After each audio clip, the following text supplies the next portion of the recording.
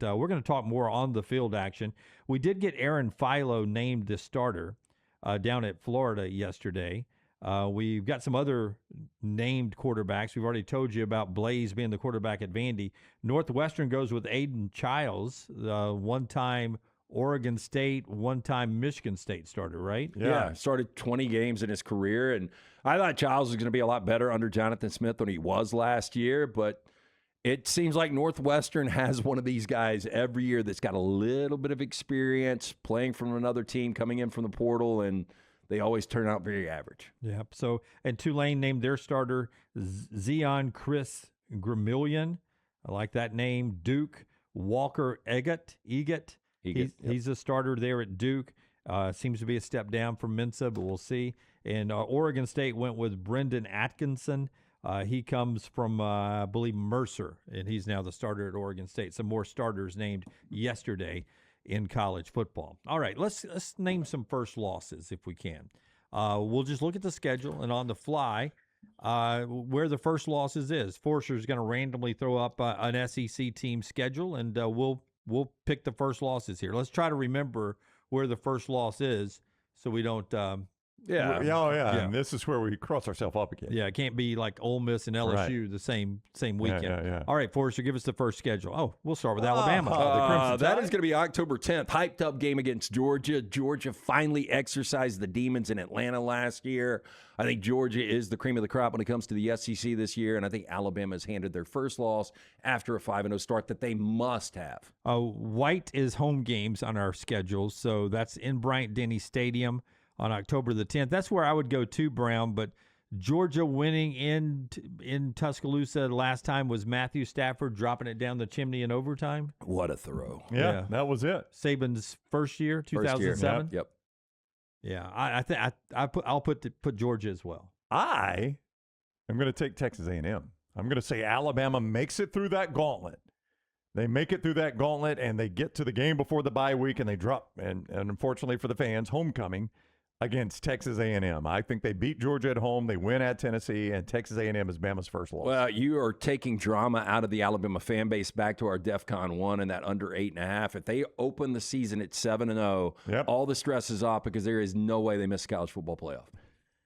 It's just not. No, I mean, because you would have even a game in hand, and all you'd have left is at LSU, at Vandy, host Chattanooga, host Auburn. Yeah. With a game in hand, I mean, you could still drop another one and make the playoffs. So in terms of the playoffs, yes. But once you start 7-0, all of a sudden you're probably going to be a top 5 team, somewhere in that category. Yeah, expectations change. Yeah, expectations begin to change. So you're saying this show is very high on Alabama? I think I had them. For those that haven't joined our show until recently, we do a 40 and 40, and it'll be in the second half of our show today. I think I had Alabama number 8, so that's kind of in line with where I had Bama. Maybe a little bit, Yeah, better. I think that's about where I had them. 10-2. Okay, give us another random SEC contender for us. Or who's next? Oh, the Georgia Bulldogs, the team we like to call the SEC champions. Oh, I think you got to go into the month of November. I've already answered mine. I got Bama beating them. I've got November 7th, Ole Miss. I think Ole Miss has exercised the Georgia demon from last year, and Ole Miss is going to be up and down based on schedule. But I think the first loss, and there's a lot of really difficult games before them, but I think it's November 7th. So top of my head, Ole Miss has taken 2 of the last 3 from Georgia, right? They won the game in Oxford, lost in Athens, and then won in the college football playoffs. Okay. Oklahoma's the first time I look at Georgia losing, but no, Vandy. I get them past Alabama. I get them past Auburn, bye week. Florida's actually in Mercedes-Benz Stadium this year. That is correct. It'll be a Georgia home game in all likelihood. Ole Miss, Missouri, South Carolina, Georgia Tech. I will say they don't lose. But if they don't lose, I'll say South Carolina November 21st on the road at William Bryce. Yeah, I think they're 11-1 in their one loss. I would go Ole Miss. Wait a minute. So you got them losing to South Carolina on the road. If I have to pick a loss, I personally don't think they lose in the regular season. I think they're going to be really difficult out. I think that's another win total that you really need to take a look at. Yeah, what are they, 9.5 as well? Yeah. So today you've told us to take a look at Alabama's win total at 8.5 and Georgia's win total at 9.5. Interesting. Give me cut 11 if you can while we're talking Georgia. Here's Kirby Smart on where he sees Gunner Stockton, his quarterback, improving the most. Gunner's improved immensely. I don't think it's in one area. I don't think it's I think it's confidence. I think it's his mental capacity to handle a lot of information at once, process that information, and yet still make good decisions. Confidence in the pocket. His movement skills in the pocket have improved. His awareness of protections have improved. His ability to handle the pressure of the shot clock, a 9-word call, the defenses we're throwing at him, and getting people lined up has improved. But he's done some good things this camp. You can see his growth kind of in a lot of areas, because some of it's leadership, some of it's mentorship, and some of it's just throwing ability and getting the ball downfield. So pleased with Gunner's growth and really pleased with his work ethic. You know what that sounds like? Stetson Bennett 2.0. It really does. It does. Yeah. It does. Yeah, I mean, there are a lot of comparisons between the two. I mean, when we saw him first come in, Stetson Bennett, you're like, game manager. Yeah. And then when you started to watch him develop into a championship-winning quarterback, and by that second championship run, you're like, he's an elite college quarterback. Yeah. And you've had guys like Aaron Murray that are like, he's the greatest Georgia quarterback ever. Aaron Murray, who is the SEC's all-time leading passer, says that of Stetson Bennett. And then there's Matt Stafford, who was really good and is now a Hall of Famer in the NFL. And many quarterbacks before that. Eric Zier was a phenomenal quarterback to think that Gunner Stockton is in that category is pretty crazy. Give us a random SEC schedule again. Texas. Welcome. I am going to say this is going to be so Texas-like, because I think they open 4-0. They beat Ohio State. They get Tennessee and Knoxville, and then the October 10th matchup coming out of a bye. That game is so unpredictable each and every year. I think Oklahoma gets them. Brownie, I think Ohio State gets them. Week 2, September 12th in Austin. Yeah, but you're going just SEC, aren't you? I was going first loss. First loss. Okay. Do you think it's Ohio State still? I will say Texas wins that game, but this could be, and I know we'll get to Ole Miss and LSU in a minute in that September 19th matchup. This could be kind of like, hey, man, just imagine the hype going into September 12th. Arch played terrible. Their worst football. We only lost by 7 last year. Arch is the guy this year. We've got him at home. This is our year. It's so overhyped in Austin, and that typically flips on the home team. So I could see that, but I'm going to stick with October 10th. I'm going to take September 26th in Neyland Stadium. So we got 3 different potential losses. Little look ahead. Now they got a bye week, so it's not the next week that they play Oklahoma. But you beat Ohio State. You're 3-0. You're ranked 2 or 3 in the country. You go to a difficult environment in Knoxville, Tennessee, and that would be a Sark-like loss right there in Tennessee. So that's 5 games in. Every one of us has them at least 1 loss going into October, 11th, mid-October, with 1 loss on Texas. Do you think any other 3-man shows nationally, do you think all 3 would say Texas has a loss, or do you think they would go almost done away with Georgia and say, I think this team could be undefeated? I think you've seen that people don't trust Sark to get over the finish line undefeated. I mean, the AP voters showed us that. I think most 3 people or 2 people shows would say they're losing a game. Texas has a loss, at least 1 on that schedule, if not 2. You mentioned Ohio State's tough schedule. I think this is potentially the toughest. Though when I look at it on paper, it's not as tough as I perceived it to be, but Ohio State, Tennessee on the road, Oklahoma neutral site, Florida, Ole Miss.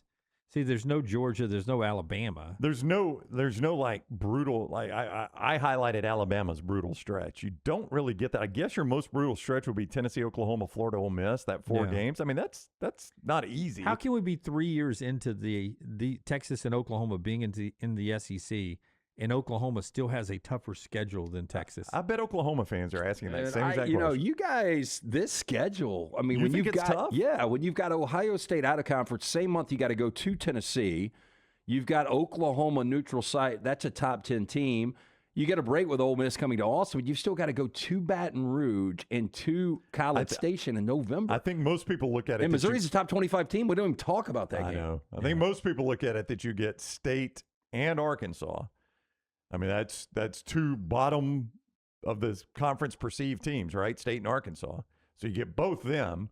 I don't think people respect Missouri. I think, oh my gosh, they got Missouri. But that's still, you got to go on the road to Columbia, Missouri. It's 3 top 25s on the road in the month of November. That's a tough schedule. Give us another one. We'll see. If Oklahoma's is tougher though, Lance. Right? I do think You'd give me Oklahoma's that? tougher. Well, let's look I at mean, it. let's look at it right here. Ohio State at home is tougher than going to the Big House. It is. I would agree. I'd rather play at Michigan than play Ohio State anyway. Yeah. But you see Georgia on their schedule, and you get Texas to return. So if Texas and Oklahoma's even, Georgia makes the difference there. Yeah, but A&M's at home as opposed to on the road at LSU. I don't think they're going to be as good as Georgia, but I don't know. They're close. Yeah. They're both, 9s. Georgia's the first loss for me here. I think they get Michigan in the Big House. Yeah, I think they'll lose to Georgia as well. Yeah. They were about to have a 3-0 right Yeah, here. and that's why, I think, much like Texas going into the bye after the win at Tennessee, Oklahoma's coming off a loss in Athens. Everybody's going to be like, Texas got all the momentum. Oklahoma's going the wrong way. Oklahoma ends up winning that game. So, yeah, I think Oklahoma loses at Georgia on the 26th. Tricky part of the schedule for Oklahoma is that South Carolina, Florida, Ole Miss, that they're supposed to win those games. But, boy, if you drop one of those before you get to Texas A&M, that's when you could lose your playoff balance. Good news is Florida's the only road trip of that group. In fact, they've got 3 out of 4 in the back end of that schedule at home with South Carolina, Ole Miss, and A&M all coming to Norman. That's the good news of that. This is another total. I like the over 7.5 for Oklahoma. I just think they're way too talented to go 7-5 this year, but that's the stretch that scares me. The at Mississippi State, South Carolina, and at Florida. Yep. Because you're supposed to win those. You're right. And if you lose one of those, then yuck. Bad things happen. All right, give us another random SEC schedule, Forrester.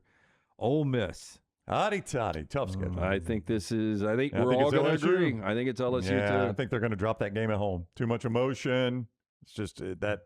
I hate to say it. I look at September 6th, though. It's the first time you're the full-time coach for Pete Golding. Everybody's got new roles. I mean, Charlie Weiss Jr. is not calling plays anymore. Pete Golding won in the playoffs. Charlie Weiss Jr. was still calling plays. Now it's a new play caller. And I think Ole Miss survives Louisville, but that's a tough game. If that happens, Dunaway, I could see this be, hear me out, Gene Stallings like 1990. Takes over Alabama year 1, drops his first 3 games. Now Charlotte? No, I'm not talking about Charlotte. I'm talking about Charlotte to win. I'm talking about the Louisville game. Oh, LSU. Then you got Florida. LSU. Then you got to go to Gainesville before your bye, and you're sitting at 1-3, and people are like, "What in the hell has happened?" We have just had 4 of the 5 best years in Ole Miss football history. Golding takes this thing over, and he's already crashed it into the mountain. I don't think it'll happen. I don't either, but I do think they'll lose that LSU. I do too. But if they lose to Louisville, it is DEFCON 1 already. Yeah. I think LSU gets them too. Boy, that home field advantage. How many points? How many points is that worth? Home field advantage in that game, you think? Well, I mean, Ole Miss is listed as a 1.5-point favorite right now. I think if that game's in Baton Rouge, LSU's probably 4.5. You were at the Alabama LSU or the Alabama Ole Miss Katy Perry game, right? I was also at Nick Saban's first game in Baton Rouge. Oh, which is this is the closest thing this will be to. And the atmosphere for that. And I'm not talking about when they burned Saban in effigy the night before. I'm talking about the actual game atmosphere for that game was what? It was a 10 out of 10. 11 out of 10. Rocking do we the have a time on buses. this game? And I think that is important. Well, it's going to be prime time. Oh, it's prime time. Yeah. Well, then- And it's game day is going to be there. Ella Langley's going to be there. I mean, literally, and then I'm not exaggerating. I think 10% of tailgates won't make it to the game. Yeah. There'll be people will be holding hair. And I was going to ask you. that Bama Ole Miss game where Katy Perry was there. What was the atmosphere like in the stadium for that one? It was not LSU level, right? No, but it was crazy. It was because it was enough to change the game. You think? Well, it's just one of those when you have more people outside the stadium than you have inside the stadium. Yeah. It just adds to the chaos, and there's just an electricity in the air on a day like that.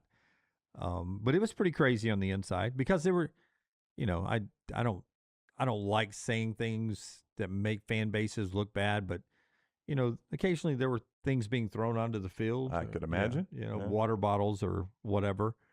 So it just felt like this thing could have come unhinged at any time, and it was definitely that way when Saban went back to LSU for the first time. You were like, boys, is there enough security here if they decided if this got off the rails too much. Yeah, I mean, you hate to say this, but you lean there's going to be ugly moments in that game. There will be. Yeah. And I think more so it's going to be from the Ole Miss crowd. Well, I mean, somebody will get a 15-yarder early. There'll be an unsportsmanlike or a personal foul or something like that, and that's only going to amp it up. No matter who gets it, if LSU gets it, the crowd's going to try to bait LSU into more. If Ole Miss gets it, the crowd's going to turn on the refs. I'll just ask you, even money for you guys right now, will there be a stoppage in play because things are thrown on the field?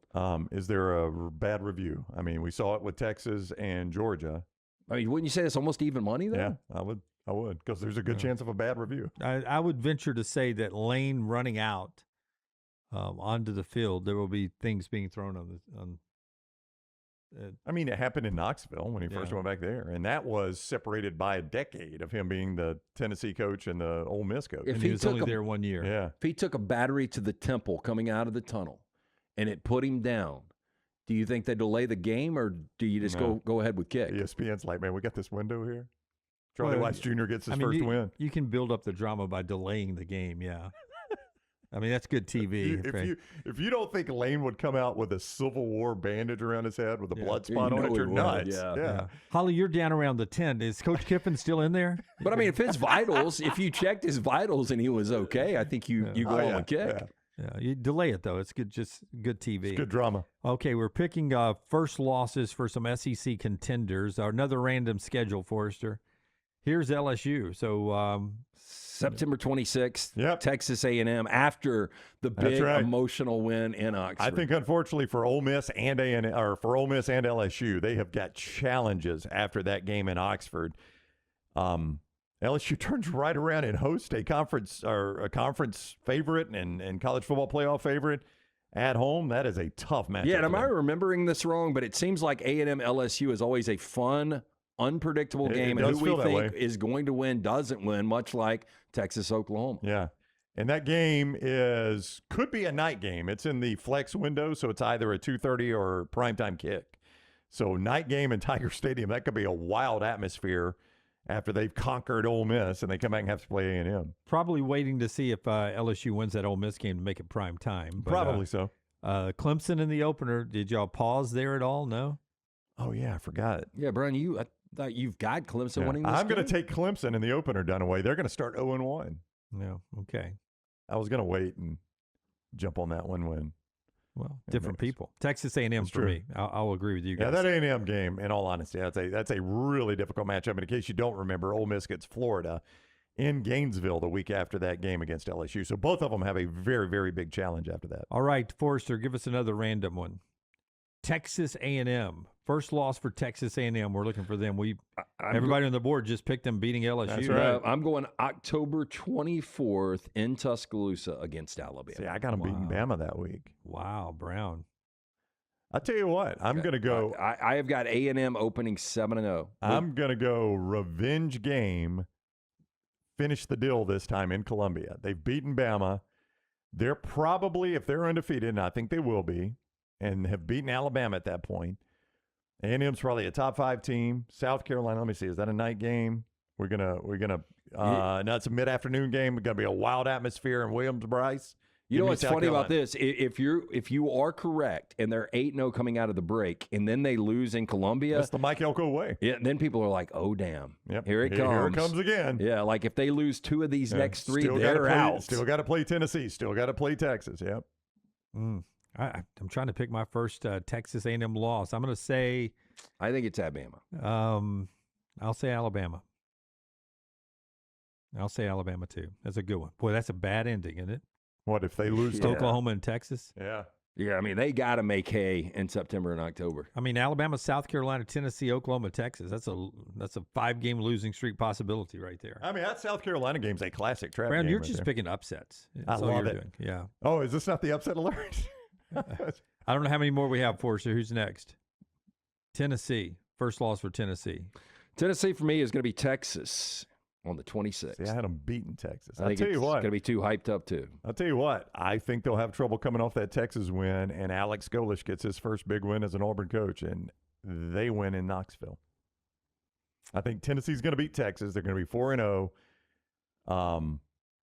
And it's just going to be tough coming back down to earth after that. Yeah, and I think Auburn is going to be up and down this year. Just kind of first-year growth. And I could see them lose September 19th to Florida at home. Oh, heck yeah. I mean, Auburn, there's a lot of games Auburn could lose, but I think they'll win that one. Yeah, Texas for me as well. Georgia Tech, do you think about anybody pause on that one week 2? At Georgia Tech, don't you anticipate there'll be almost as many Tennessee fans in the stands as Georgia Tech fans? Like, I don't think there'll be a huge home field advantage for Georgia Tech there, if that's what you're thinking. Faison Brandon, his first road start after getting Furman under his belt. Yeah, it'd be interesting who the better quarterback. Is it Alberto Mendoza or is it going to be Brandon? Yeah. How many more, Forster? Last one. Here's Auburn. First loss for Auburn. I think it's going to be Florida. Yeah, I think it's Florida September 19th. Yeah. Wow, in Jordan-Hare. Yep. I think very equal teams, but I think it's going to be a coin flip game. But then I think they bounce back. Like, I got them winning at Tennessee. So, I think they erase that loss to a certain extent. Yeah, I mean, I think right now if you told Auburn fans you're going to start 4-1, where's the loss? Who cares? That's right. If we start 4-1 going into that bye before we play Georgia, that would be a massive start for Alex Golesh. Any thought about Baylor in the open? I hate to be the guy that keeps doing this, but it's such a hard game to get a feel on for me. Like, I just cannot get the feel for that game. I thought last year it was kind of a bad spot for them going to Baylor, and Jackson Arnold looked like Crazy Legs Arnold. Baylor's defense has to be better. It has to be better. Yeah, and that's the thing. Aranda's got to focus more on that unit. You got to hope that DJ Lagway, if you are Baylor and Grimes and that group, that Lagway comes out and plays up to his potential. But I just don't think they're going to get the quarterback production they got last year. I think the defense is going to be improved for Baylor, but I don't think DJ Lagway is going to be Sawyer Robertson. I'll go Tennessee at Neyland Stadium as well with you guys. Okay, that's a look at our SEC teams. Some of the contenders, their first loss as we get ready for the start of this season coming up. And don't forget, every Tuesday, this is a Tuesday, every Tuesday starting next week, we will do a thing called Upset Alert here on this platform on Sport and State. And just give me a nutshell, Brown, on what Upset Alert is. Well, Upset Alert, we've changed the rules over the years. We're going to do the scoring this year. Yeah, we're still locked into the game day scoring. All right, so game day scoring. Yeah, okay. All right, so we're locked in the way we did it last year. We pick a team, and it's got to be at least 3.5 or more. And that team has just to pull the upset. The way we consider it is you beat the point spread. Are you looking at me with those deer eyes, like trying to see if you're correct as you say this? Yes. Yeah. No, that's right. The win is against the points. If you get the outright win. If you get the outright win, you get more points. Yeah. So we've got a point system. We'll keep a running total, see who wins. I always have my thoughts, but I yield my time to a guy for some of this going to be new to you guys next week. It's a guy called the Brown Bandit. And for years, he has made picks on this show, on this platform, that have wrecked Vegas. And if he's back this year, if not, I've got my pick ready to go. But if he's back, the Brown Bandit will actually make his first Sport and State appearance. I did have somebody that said he was traveling abroad. Dude, the Brown Bandit? Well, he made enough money last season, too. Okay. Yeah, I would imagine he is. I haven't talked to him. I was thinking about getting some scrubs, a surgical cap, and a mask and being Dr. Picks. Okay. Please do that. You guys, please, dress up. Please. Just the thing they wear in surgery and the hat and some hats. Yeah. The gloves. Yes. I am going to dissect this game the way no one else will. You should keep like a big jug of hand sanitizer on the desk and just constantly re-sterilize yourself throughout the segment too. Dr. Picks. In the chat room, other characters that I could be, but Dr. Picks is. You don't want to do this. Yeah, I think you should be Jimmy Goldfinger, and just have a long finger, and you got several games, and you just point. You go. I could get one of those ET fingers that used to be the toy. Yeah, just list. You probably got one in your closet. Just list. They recalled them for what? The ET finger toy? Yeah. Yeah, because people were choking on them or something. No, they look like an adult toy. Mm-hmm. It was a dirty Santa gift for a lot. Yeah. Because it lit up at the end. Right. And it was long and it was made of flesh-like material. Well, I mean, Hugh Freeze wants to know how much girth did the ET finger have? Yeah, that's important. Enough for some, not enough for most. Oh, wow, that thing was long. Yeah, we got to get you one of these. You can be Jimmy Goldfinger. Yeah, you can be Jimmy Goldfinger. And here's what you do. Here's your bit, all right? Instead of a drawing, you list several games, and the gold finger goes up and down. Up and where's the gold finger going to stop? I know you want something else on your plate. Do we have a potential like gold lighting we can do in here for the Goldfinger picks? He says no. crap. Don't bother me Portia, with can that you run us bullshit. through the different sequences of colored light? No. Or with the ET finger, it could be like a landmine finger, and he picks a team and goes, ouch. No, how many parents like glanced at each other when the kids were opening this present on 1982 Christmas morning? Don't say it out loud, Earl. No, but it did. I just read the story that it got pulled off the shelves in less than a month, I think. Hey, that's a pretty thick ass finger. I don't know if that's Rob Snyder's hand. You know, we used to have the comedian in studio, and he had those the little spider monkey hands. But that's a damn big ass finger.